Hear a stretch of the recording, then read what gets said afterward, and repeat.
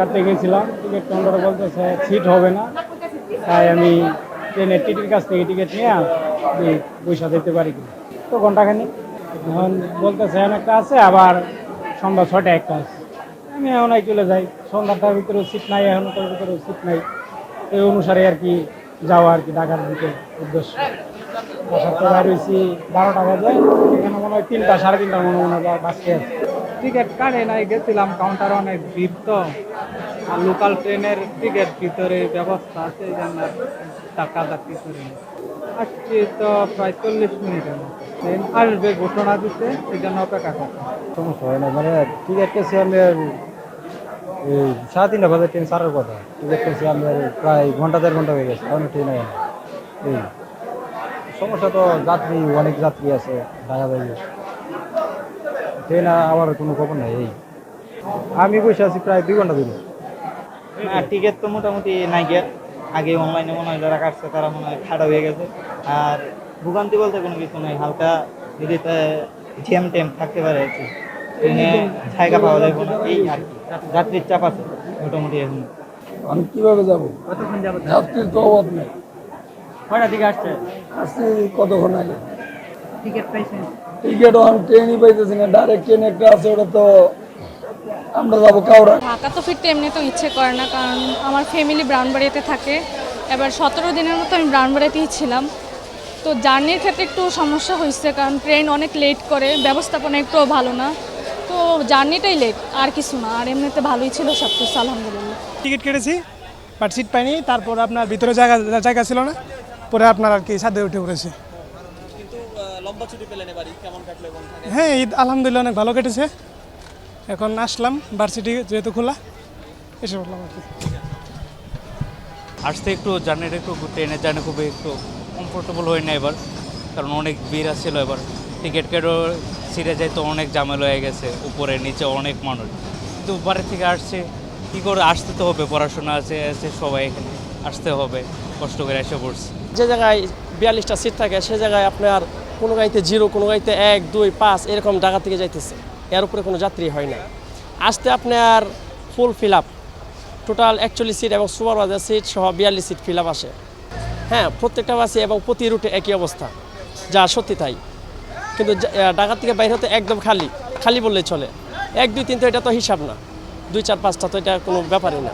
কারণ ছুটি তো লাস্ট সময় না, আজকে গতকাল লাস্ট ছুটি গেছে।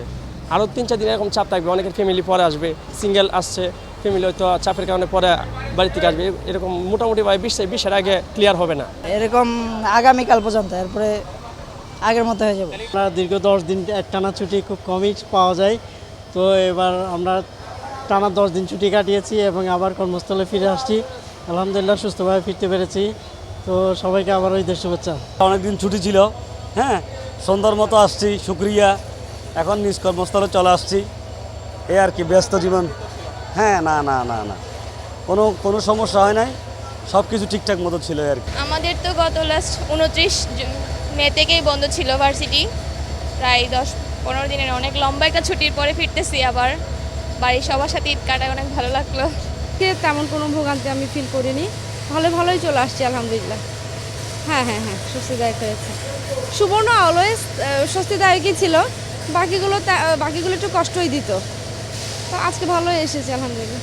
এটা অনেক কুল ছিল, বাট আমি অনেক একটু দূরে গেছিলাম, সো মা আমাকে মানা করেছিল।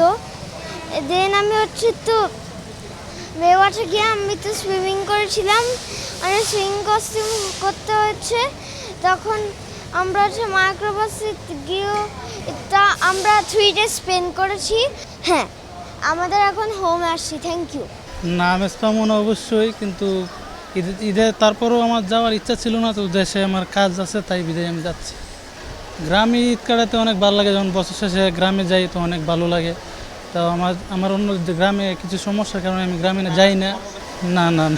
ইচ্ছারা যাওয়াও যায় না, আবার কাজের ছুটিও একবারে ঈদের একদিন আগে দেওয়া হয়েছে, সেই কারণে আর দেশে যাওয়া হয় নাই, ঢাকায় ঈদ করা হয়েছে। খুবই খারাপ, এই গাড়ি যাচ্ছে খালি, ওই দিক দিয়ে যা আসে তাই। প্রতি বছরে মানে ফাঁকা থাকে টার্মিনাল। 365 দিন দুটো ঈদ হয়, তো দুটো ঈদের পরে 7 দিন 8 দিন ছুটি যে বন্ধু না হয়, এই বন্ধু টার্মিনাল ফাঁকা একবারে ফাঁকা। ঢাকা ফেরত যাত্রীর অবস্থা খুবই ভালো, আমাদের রেসপন্স অনেক ভালো হচ্ছে। ঢাকা ফেরত যাত্রী আলহামদুলিল্লাহ ভালো, বিজনেসের অবস্থাও ভালো। বাট ঈদের পরের যেই সময়টা, ওই সময়টাতে ঢাকা থেকে বের হওয়ার যাত্রী মানে কম্পারেটিভলি কমই থাকে। তো মোটামুটি ঈদের 15 দিন পর্যন্ত থাকে, 15 দিন পরে ইকুয়াল হয়। ছুটি তো মোটামুটি শেষের দিকে, আর আগামী দিন থেকে অফিস টফিস শুরু হয়ে যাবে।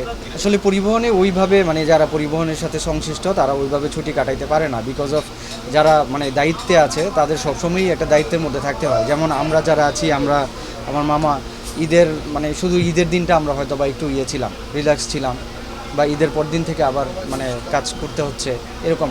আমরা যারা মানে দায়িত্বে আছি তাদের অলওয়েজ দায়িত্বই থাকে, বিষয়টা হচ্ছে এরকম। ছুটি আমাদের আসলে ওইভাবে কাটানো পসিবল হয় না।